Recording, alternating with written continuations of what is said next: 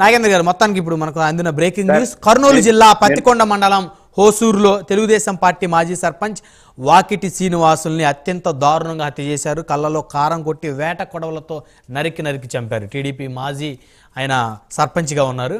So ఆయన్ని కూడా ఆయన అతి దారుణంగా హత్య చేశారు. అంటే ఇప్పుడు అసలు ఈ మధ్య మెజార్టీ తెచ్చాడు. మొన్న ఎన్నికల్లో తెలుగుదేశానికి మెజార్టీ తెచ్చాడని ఇలాగ నలుగురిని చెప్తాడు. రైట్ రఫీ గారు సమయం లేదు. నాగేంద్ర గారు సార్ నేను 2 నిమిషాలు ముగిస్తాను. ప్లీజ్. ఫస్ట్ ఆఫ్ ఆల్ మేము మా నాయకుడికి అండగా ఈ పార్టీలో కొనసాగేటప్పటి నుంచి చాలా మంది విశ్లేషకుల రూపంలో వచ్చిన విదూషకులను ఎదుర్కొన్నాం. మాకు ఇదేం కొత్త కాదు. ఒక మాట వికృతి శ్రీనివాస్ లాంటి వాళ్ళని 100 మందిని చూశాను. ఒక మాట నాగేంద్ర గారు చెప్పిన వ్యక్తిత్వ హరణం కరెక్టే, రఫీ గారి కరెక్టే అని ఈ మిగతా కక్కుర్తంతా ప్రభుత్వాన్ని విమర్శించడానికి. నేను ఎంత గొప్పగా చెప్పానండి పౌర సరఫరాలని. నేను మాట్లాడినాక ఆయన మాట్లాడమనండి, అంతేగాని ఈయన మన నాదెండ్ల మనోహర్ గారిని నేను ఈ మధ్య 2 సార్లు కలిసాను. మంత్రి అయినాక 2 సార్లు ఆదివారం సార్, అది కూడా సివిల్ సప్లైస్ ఆఫీస్లోనే కలిసాను. ఆఫీసర్లు ఎవరు లేరు, ఆయన స్టాఫ్ సివిల్ సప్లైస్ ఆఫీస్లో కూర్చొని పని చేసుకుంటున్నారు. ఆయన్ని మాట్లాడడం ఏంటంటే ఈ 3 నెలల్లో నిత్యావసర ధరలు 3 సార్లు తగ్గాయి. ఆయనకి ఏం తెలుసని మాట్లాడతాను. అసలు కనీసం మినిమం నాలెడ్జ్ ప్రిపేర్ అయినా రావాలి. ఎంఆర్ఓ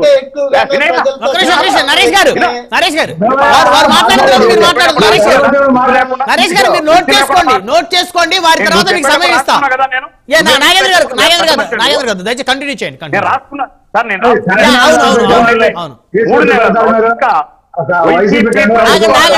ఎంఆర్ఓలు పెద్ద కలెక్టర్లు మారారు. ఎంఆర్ఓలు ఇంకా స్టోర్ డీలర్లు ఆ సన్నాసులు ఎవరు ఇంకా మార్చలే. వస్తాండి ఒకరోజు 1 by 1 అందరినీ తరుగుతారు ఈ ప్రభుత్వంలో, ఎన్డీఏ కూటమిలో.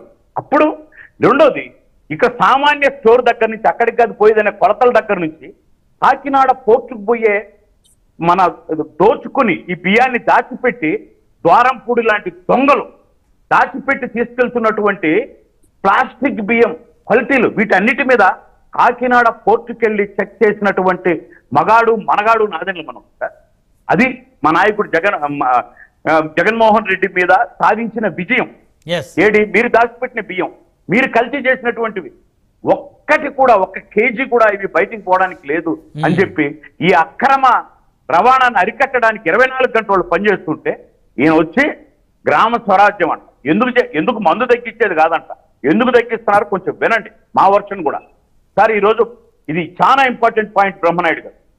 60 రూపాయల నుంచి 90-100 రూపాయలకు గంజాయి దొరుకుతుంది సార్. ఆ పుణ్యం కూడా మొత్తం జగన్మోహన్ రెడ్డిదే. గంజాయి ఆంధ్రప్రదేశ్గా మార్చినటువంటి గంజాయి రెడ్డి కూడా. అటువంటి పరిస్థితుల్లో 200-250 రూపాయలు అనేది దొరక్కే అటువంటి మద్యానికి అలవాటు పడి మీరు విశ్లేషకులు ఈ డ్రగ్ నార్కోటిక్స్ వాళ్ళు ఇచ్చినటువంటి రిపోర్ట్లు చూడండి. వీళ్ళు పానిక్ అయిపోయి ఉన్నారు. వీళ్ళకు మత్తు కావాలి, 200 పెట్టుకునే స్థితిలో లేరు. 50కి 60కి 100 పెట్టుకొని ఇద్దరు కూర్చొని తాగుతున్నారు యువకులు గంజాయి. కాబట్టి దీన్ని అరికట్టడానికి మొదటి ప్రాధాన్యంతో మద్యం 100 రూపాయలకు తేవడం. ఇప్పుడు దాని విశ్లేషణ ఎన్ని చూడరా? దేన్ని విశ్లేషిస్తున్నారు మీరు? అంత కక్కుర్తి ఎందుకు? వికృతి నరేష్ గారు వచ్చేసి ఆమె 3 నెలలకే అయిపోయింది. 5 సంవత్సరాల్లో సిగ్గు లేక శరం లేకుండా ప్రజల్ని ఏడిపించిన తీరును ఒక్కరోజు ఒక్క మాట మాట్లాడారా మీరు? ఇంతసేపు ఏదో అది అడిగారు ఆయన. మా రఫీ గారు ఏమని మీరు మాట్లాడి ఇది ఎంచుకున్న సబ్జెక్ట్ ఏంటి, మీరు మాట్లాడే తీరేంటి? మీరు నాదెండ్ల మనోహర్ సార్ గురించి మాట్లాడే అంత స్థాయి మీకుందా?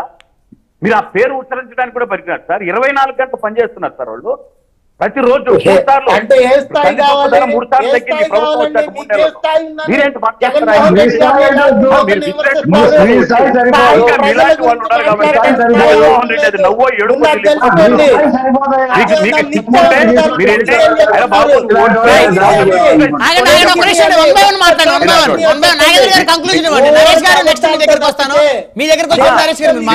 సిగ్గుంటే మీ నీళ్ళు బాగోతులు రోజు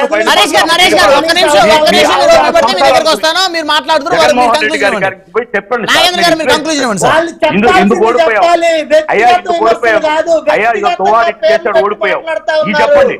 ఇది విశ్లేషణ పెద్ద పెద్ద పదాలు రెండు మాట్లాడితేనే వచ్చి నువ్వు పెద్ద విశ్లేషకుడు అనుకోవాలా మేము? మీరు పెద్ద ఏ పెద్ద తోపు అనుకోవాలి మిమ్మల్ని చెప్పండి. మీ హావభావాలేంటి, మీ మెచ్యూరిటీ ఒకరోజు మీతో పాటు డిబేట్ ఇప్పుడు ఆల్రెడీ చంద్రశేఖర్ గారి మీద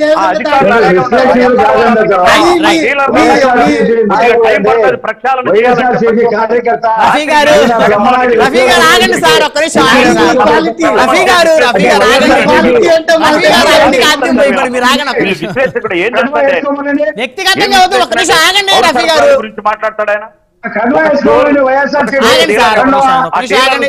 నాగేంద్ర గారు కంక్లూజన్ ఇవ్వండి. నాగేంద్ర గారు వ్యక్తిగతంగా వద్దండి. నాగేంద్ర గారు కంక్లూజన్ ఈ రైతు ఎక్కడికి పోతున్నాయి? ఈ ఎగుమతి లేకుండా చేయాలంటే ఏం చేయాలి? ఎందుకు స్టోర్ చేయాలి? 10 రూపాయలు కమ్ముతున్నారు. వీటన్నిటి మీద ఆయన ప్రయత్నం చేస్తున్నారు. ఈయన ఒకడు కక్కుర్తి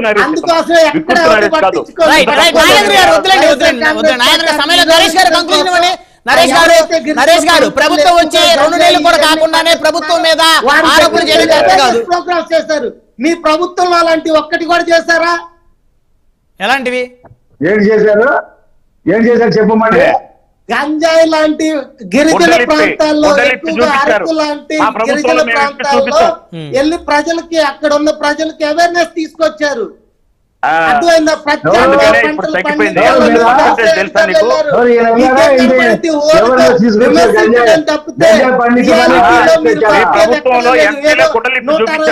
మీరు చూపించారా అని అడుగుతున్నారు.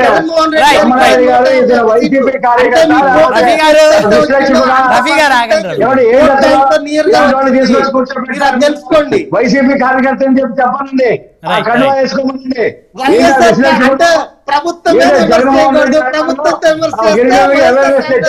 నాయకుల వైఎస్ఆర్ మీకున్నట్టు అక్కడ పదవులు ఉంటాయి. వైఎస్ఆర్ కాంగ్రెస్ లెగిస్తే సమాధానం చెప్పలేక వైఎస్ఆర్ కాంగ్రెస్ పార్టీ వాళ్ళని తెచ్చండి.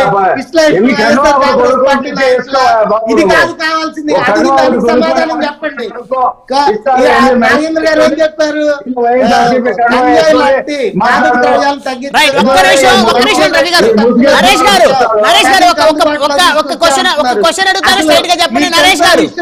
నరేష్ గారు దువ్వాడ శ్రీనివాస్ ఇన్సిడెంట్ ఎందుకు మాట్లాడలేదు వైఎస్ఆర్సీపీ?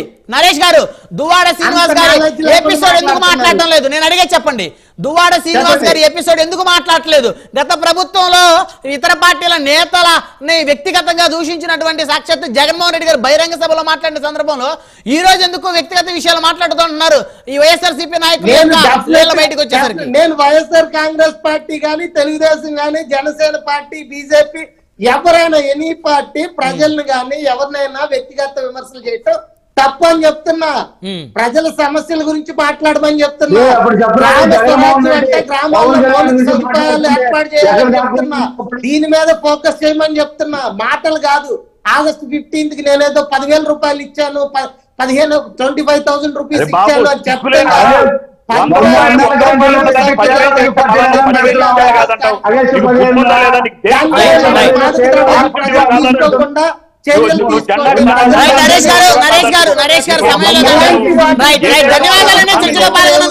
నాగేంద్ర గారు, సయ్యద్ రఫీ గారు, నరేష్ గారు అందరికీ పేరు ధన్యవాదాలు.